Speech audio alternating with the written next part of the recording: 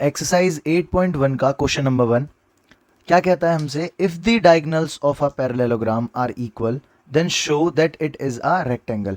मतलब क्वेश्चन ने हमें गिवन दे दिया है कि हमारे पास AC एंड BD ये दोनों डायगोनल्स जो हैं ये क्या है, हमारे इक्वल हैं। तो हम यहाँ पे क्या लिख सकते हैं गिवन में कि AC is equal to BD, ये हमें पता है।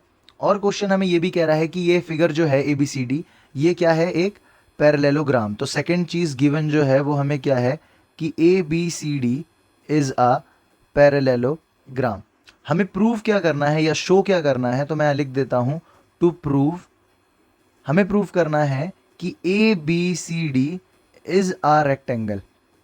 अब अगर आपको याद हो, हमने इंट्रोडक्शन वाली वीडियो में क्या पढ़ा था कि पैरेललोग्राम की भी सारी ऑपोजिट साइड्स जो होती हैं क्या होती हैं, इक्वल होती हैं, और रेक्टेंगल की भी ऑपोजिट साइड्स क्या होती हैं, इक्वल। तो इन दोनों में फर्क किस चीज का होता है, जो कॉर्नर्स के एंगल हैं, जितने भी एंगल्स हमारे पास हैं, जैसे एंगल D या एंगल C या एंगल A या एंगल B, ये इन अ रेक्टेंगल 90 डिग्री के होते हैं। तो अगर हमें किसी पैरेललोग्राम को रेक्टेंगल प्रूफ करना है तो हमें इसके किसी भी एक एंगल को 90 डिग्री प्रूफ कर देना है, तो हमारा काम जो है वो हो जाएगा। अब इसे प्रूफ करेंगे कैसे? सबसे पहले हम किसी भी दो एंगल को उठा लेते हैं या किसी भी एक एंगल को उठाते हैं जिसे हमें प्रूफ करना है। तो लेट्स से मैं एंगल A को 90 प्रूफ करना चाहता हूं, तो मैं क्या करूंगा, DBA इस वाले ट्राइंगल को और CAB इस वाले ट्राइंगल को, हम किसी भी दो ट्राइंगल को उठाते हैं, इन दोनों को कॉन्ग्रुएंट प्रूफ करेंगे। और कॉन्ग्रुएंट प्रूफ करने के बाद एंगल A और एंगल B, जो हमारा एंगल A है और जो एंगल B है, क्योंकि ये हमारे angle on the same side of transversal है, तो ये क्या होंगे, हमारे सम 180 डिग्री। और अगर ये दोनों एंगल किसी भी तरीके से इक्वल प्रूफ कर दिए जाएं तो फिर हमें पता है अगर 180 सम है तो दोनों 90-90 के हो जाएंगे, और हमें यही प्रूफ करना है। तो देखें प्रूफ लिखेंगे कैसे। सबसे पहले प्रूफ में आएगा क्या, मैंने कौन सा ट्राइंगल उठाया, सबसे पहले इन ट्राइंगल ADB, और दूसरा ट्राइंगल कौन सा लिया है हम लोगों ने, ट्राइंगल ACB। दोनों ट्राइंगल ले लिए। अब इसमें कौन कौन सी तीन चीजें हैं जो हमारे पास बराबर हमें पता है। सबसे फर्स्ट हमें पता है कि AD is equal to BC है। क्यों? क्योंकि हमारी जो फिगर थी वो क्या थी, पैरेललोग्राम। तो मैं यहां लिख देता हूं opposite sides of a parallelogram are equal. Opposite sides जो होते हैं वो क्या होते हैं, इक्वल होते हैं। सेकेंड चीज हमारे पास क्या है, AB is equal to AB। दोनों साइड दोनों में कॉमन है, तो हम इसे कॉमन लिख सकते हैं। और तीसरी चीज हमें क्वेश्चन ने बताई दी थी कि AC या फिर मैं अगर बोलूं तो BD is equal to AC। ये भी क्वेश्चन ने हमें गिवन दिया था कि डायगोनल्स जो हैं वो क्या है, हमारे इक्वल हैं। तो अगर ये हमारे पास तीन चीजें मिल गई तो इससे मैं क्या कह सकता हूं कि triangle ADB is congruent to triangle ACB। किस वाले रूल से, SSS से। तो इसकी वजह से क्या मैं ये कह सकता हूं कि angle A is equal to angle B। क्यों? CPCT, corresponding part of congruent triangle. अब हम इसके आगे क्वेश्चन में क्या करेंगे, अगर मैं देखूं तो मैं ये लिख सकता हूं angle A plus angle B is equal to 180 degree. Reason क्या हो जाएगा, angle on the same side of transversal. Angle on the same side of transversal. I hope आपको पता होगा कि ट्रांसवर्सल लाइन क्या होती है।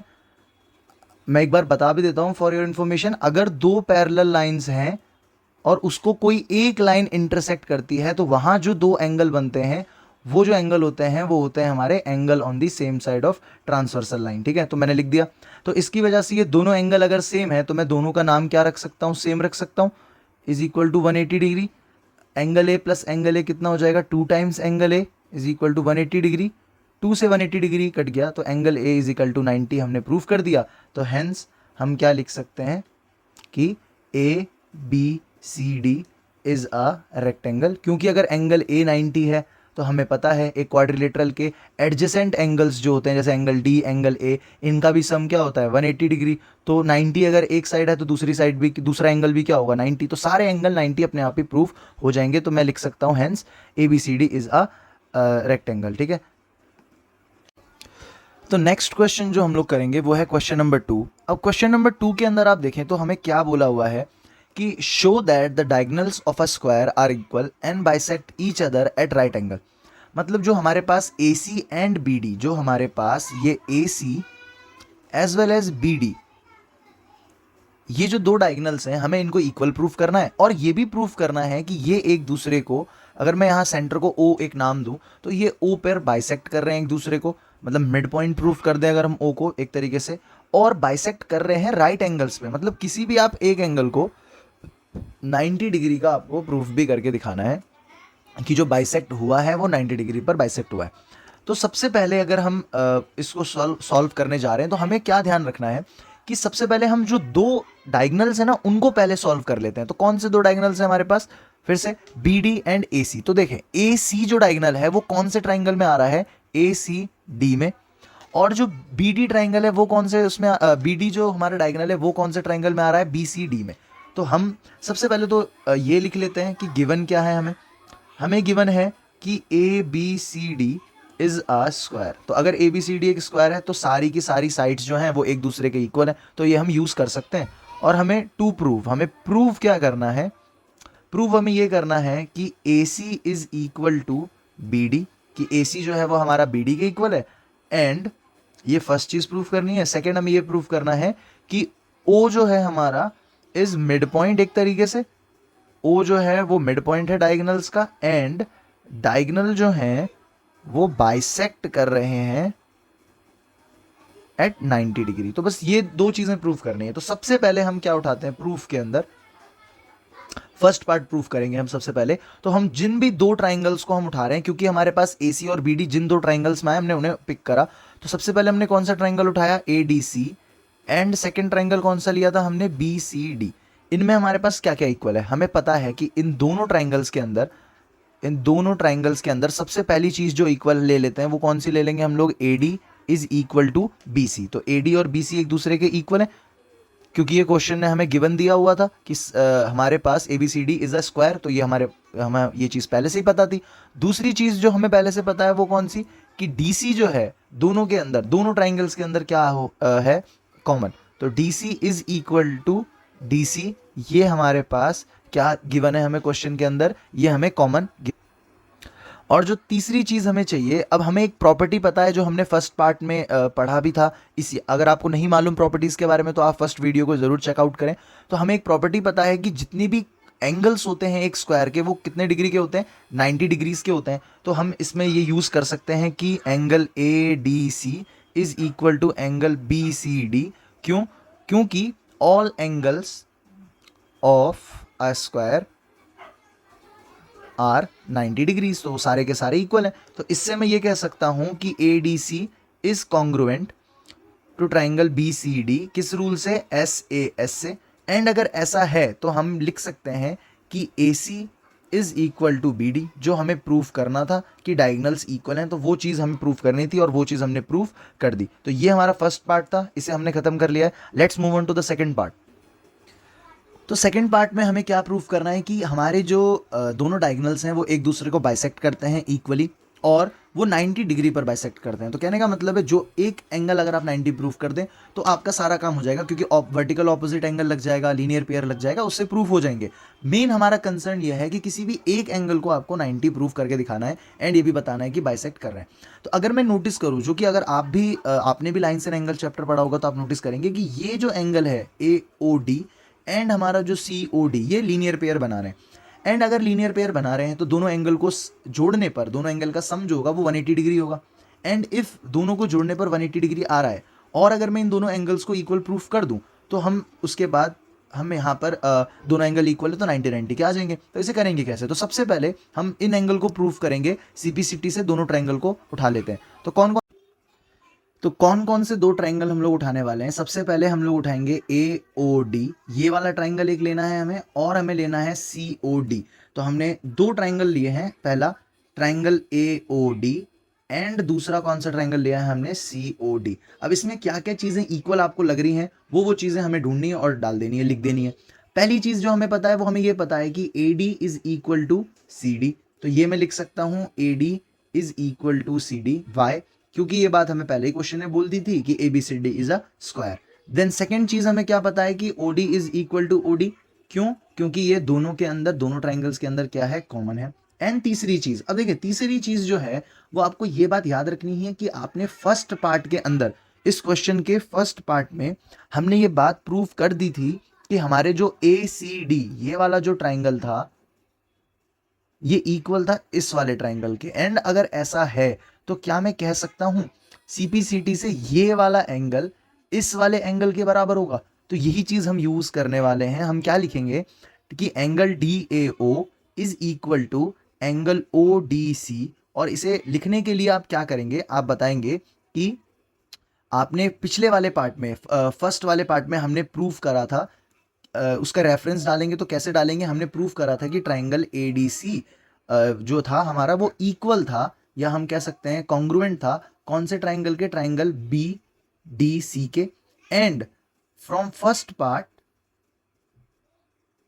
हम कह सकते हैं कि एंगल डी ए ओ जो है वो इक्वल है ओ डी सी के सी पी सी टी के। और यही एक सेम रेफरेंस आपको फर्स्ट पार्ट के एंड में भी डाल देना है। जब आप क्वेश्चन सॉल्व करेंगे सेकंड वाला पार्ट, तो आपको पता रहेगा, उस समय आप फर्स्ट पार्ट में भी ये रेफरेंस डाल देंगे। तो इससे मैं क्या कह सकता हूं कि triangle A O D is congruent to triangle C O D. किस रूल से? S A S. अब अगर ऐसा है तो इसकी वजह से हम क्या कह सकते हैं कि हमारे angle A O D is equal to angle D O C. क्यों? C P C T. And हमने अभी अभी क्या पढ़ा था कि जो ये हमारे दो एंगल्स हैं यही हमें चाहिए थे इक्वल। तो इसे मैं क्या लिख सकता हूं, सबसे पहले हम लोग लिखेंगे कि angle A O D plus angle D O C is equal to 180 degree. देख लें आप भी, लीनियर पेयर बना था, तो हमने यहाँ पे क्या लिख देना है, लीनियर पेयर। रीजन हमेशा मेंशन जरूर कर दें, टीचर के लिए आसानी होगी मार्क्स देने में। अब ये दोनों एंगल जो थे हमारे इक्वल थे, तो इन दोनों को हम नाम या तो सेम दे देते हैं। तो लेट्स से मैं इनको angle A O D plus angle A O D लिख देता हूं, तो is equal to 180 degree. 2 times angle A O D is equal to 180 degree. तो ये हमारा कट के एंगल ए ओ डी कितने का आता है, 90 का। यही चीज हमें प्रूफ करनी थी कि ए ओ डी जो है वो हमारा कितने डिग्री का है, 90 डिग्री का, और ये बात हमने प्रूफ कर दी। अच्छा, एक चीज और ध्यान रखेंगे हम लोग, क्वेश्चन ने हमसे एक बात बोला था कि हमें ना बाइसेक्ट करते हैं, ये भी बताना था। बाइसेक्ट करने का मतलब क्या है कि ये जो O है एज अ मिड पॉइंट काम कर रहा है, तो A O is equal to O C बताना था। तो क्या मैं सीपीसीटी से वो भी लिख सकता हूं कि A O is equal to O C है? क्योंकि अभी अभी हमने दोनों ट्राइंगल्स को प्रूफ करा है। इन दोनों, अगर आप यहां पे देखें, मैं एक बार दिखा भी देता हूं आपको, ये ए ओ और ओ सी ये उन्हीं दोनों ट्राइंगल्स में तो आ रहे हैं। तो आप सीपीसीटी से ये भी लिख सकते हैं, एंड आप डाल देंगे कि सेम एज अबव। जो बाकी बचे हुई चीजें हैं, बाकी बचे हुए एंगल है, वो भी 90 हो जाएंगे, और बाकी बचे हुए साइड्स भी जो है वो प्रूव हो जाएंगी इक्वल बाइसेक्ट वाली। तो आई होप कि आपको ये क्वेश्चन समझ में आया होगा। अच्छा क्वेश्चन है, एक बार जरूर इसे दोबारा से करें, सॉल्व जरूर करें अपनी कॉपी में। एक्सरसाइज 8.1 का क्वेश्चन नंबर 3 हमसे क्या कह रहा है कि diagonal AC of a parallelogram ABCD bisect angle A। तो वो हम देख भी सकते हैं कि हमारे पास जो ये AC डायगोनल है, ये वाला, ये एंगल A को दो हिस्सों में बांट रहा है, बाइसेक्ट कर रहा है। तो इसका मतलब हमारे पास जो ये दोनों एंगल हैं, एक ये और एक ये, दोनों इक्वल हैं, ये हमें गिवन है। शो करना है कि ये एंगल C पे जो ये दो पार्ट हो रहे हैं ये भी इक्वल है, तो ये हमें प्रूफ करना है। और हमें ये भी प्रूफ करना है कि A B C D is a rhombus, कि ए बी सी डी क्या है, एक रोम्बस है। तो चलें शुरू करते हैं। कैसे करेंगे इस क्वेश्चन में? सबसे पहले हम लोग गिवन लिखेंगे। हमें गिवन क्या है? हमें गिवन है कि angle D A C is equal to angle C A B. Question ने बोला था ना कि एंगल ए बाइसेक्ट करता है, तो ये दोनों एंगल हमारे इक्वल है, हमने लिख लिया। उसके बाद हमारे पास, क्योंकि ये एक पैरेललोग्राम है, तो हमें ये भी पता है कि सी डी जो है वो ए बी के इक्वल होगा क्योंकि ऑपोजिट है, और AD जो है वो हमारा BC के इक्वल होगा क्योंकि ये भी ऑपोजिट साइड है। अब हमें प्रूफ क्या करना है कि बाइसेक्ट करता है एंगल C को। तो देखिए, सबसे पहली बात, अगर हम इन दोनों ट्राइंगल को, कौन कौन से ट्राइंगल, ये CDA इस वाले ट्राइंगल को हम CBA इस वाले ट्राइंगल से कॉन्ग्रुएंट प्रूफ कर दें, तो जो ये एंगल हैं C वाले, ये दोनों DCA और ACB, ये हमारे क्या प्रूव हो जाएंगे, इक्वल प्रूव हो जाएंगे CPCT से। तो वही हम लिखेंगे यहाँ पे, प्रूफ लिखते हैं हम सीधा। कौन कौन से triangle? Triangle DCA and triangle ABC, हमने ये दोनों ट्राइंगल ले लिए। अब हमारे पास इनमें क्या क्या चीजें हैं जो सेम है? सबसे पहली चीज जो हमारे पास सेम है वो क्या है, CD is equal to AB। हमने गिवन में लिखा ही हुआ है कि ये हमारे पास गिवन है, और इसमें हम ये भी लिख सकते हैं कि ऑपोजिट साइड्स है पैरेललोग्राम के जो कि इक्वल होते हैं। उसके बाद हमें पता है AD is equal to BC, and दोनों में AC और AC क्या है हमारा, कॉमन है। ठीक है, यहाँ भी गिवन लिख देते हैं। तो इसकी वजह से मैं ये कह सकता हूं कि triangle D C A is congruent to triangle A B C by S S S property से। और अगर ये है कॉन्ग्रुएंट तो मैं ये कह सकता हूं कि angle D C A is equal to angle A C B, क्यों, सी पी सी टी से। तो क्या हमारा फर्स्ट पार्ट जो था कि एंगल सी भी बाइसेक्ट हुआ है वो प्रूव हो गया। तो मैं लिख सकता हूं ए सी बाइसेक्ट एंगल सी, ये हमने प्रूफ कर दिया ना। एबीसीडी को एक रोम्बस प्रूफ करने के लिए मैं क्या करता हूं, मैंने पिछले पार्ट में वैसे भी इन एंगल्स को इक्वल प्रूफ कर दिया है, तो मैं यहाँ पे एंगल्स को नाम दे देता हूँ, नंबर दे देता हूँ। तो लेट्स से मैंने इसे एंगल 1 बोला, इसे एंगल 2, इस वाले एंगल को एंगल 3 और इस वाले एंगल को एंगल 4। तो अगर आप इस डायग्राम में नोटिस करें तो हम क्या कह सकते हैं इस फिगर में कि एंगल 2 जो है वो एंगल 4 के इक्वल है, अल्टरनेट इंटीरियर एंगल। आपको पता है जहां पर भी z बनता है दो पैरेलल लाइंस के बीच में, वहां पर अल्टरनेट इंटीरियर एंगल होता है। अब अभी अभी आपने पिछले पार्ट में प्रूव करा था कि एंगल 1 और एंगल 4 मतलब ये दोनों एंगल इक्वल है, क्योंकि क्वेश्चन ने बोला हुआ था कि बाइसेक्ट कर रहे हैं। और आपने ये भी प्रूव करा था कि एंगल 2 जो है वो एंगल 3 के इक्वल है, ये प्रूव करा था। तो क्या मैं इन तीन बातों से ये कंक्लूजन निकाल सकता हूं कि एंगल 1 जो है वो एंगल 2 के बराबर है? क्योंकि आप देख भी सकते हैं angle 1 is equal to angle 4 और सेम एंगल 4 एंगल 2 के भी बराबर है। तो इसका मतलब एंगल 1 और एंगल 2 भी आपस में बराबर है। ठीक है, ये फर्स्ट कंक्लूजन हम निकाल सकते हैं। अब अगर एंगल 1 एंड एंगल 2 हमारे बराबर हैं तो हम क्या कर सकते हैं, देखें ध्यान से। एंगल 1, ये एंगल और ये एंगल अगर बराबर है तो हमने एक प्रॉपर्टी पढ़ी हुई है कि अगर किसी भी ट्राइंगल के एंगल्स बराबर हैं तो उसके ऑपोजिट साइड्स भी क्या होती हैं, बराबर। तो मैं कह सकता हूं ना कि सी डी जो है वो किसके बराबर होगा, ए डी के। तो हम इसे लिखेंगे कैसे, in triangle A D C angle 1 is equal to angle 2, ये हमें पता है, हमने ऊपर प्रूफ भी कर दिया। तो इससे मैं क्या कह सकता हूं कि ए डी जो है वो भी किसके इक्वल होगा, सी डी के। रीजन क्या डालेंगे आप कि opposite sides of opposite equal angles are also equal.